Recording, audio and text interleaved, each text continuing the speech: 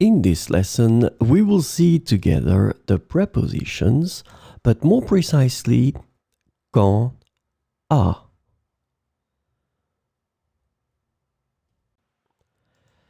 So, of course, the first thing that we need to see together is what is une préposition? Well, a preposition is an invariable word which brings two words together. The second word is called complement, and it allows to specify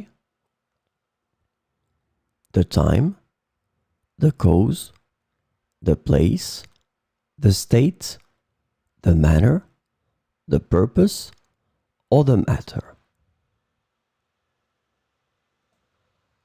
The second word can be another noun, a pronoun, an infinitive verb, or an adverb.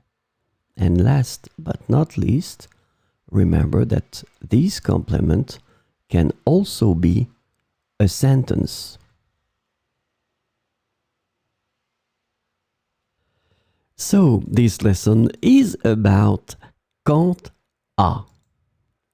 And the preposition quant à can be translated to regarding, as for, concerning, and with respect to in English.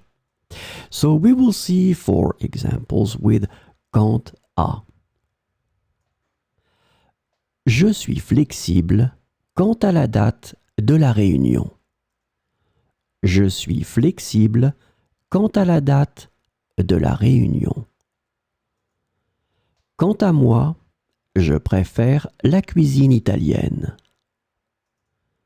Quant à moi, je préfère la cuisine italienne.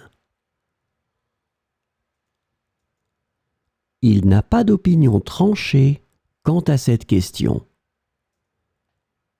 Il n'a pas d'opinion tranchée quant à cette question.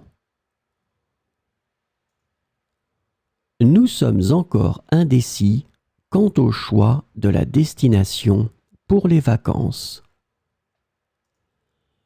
Nous sommes encore indécis quant au choix de la destination pour les vacances.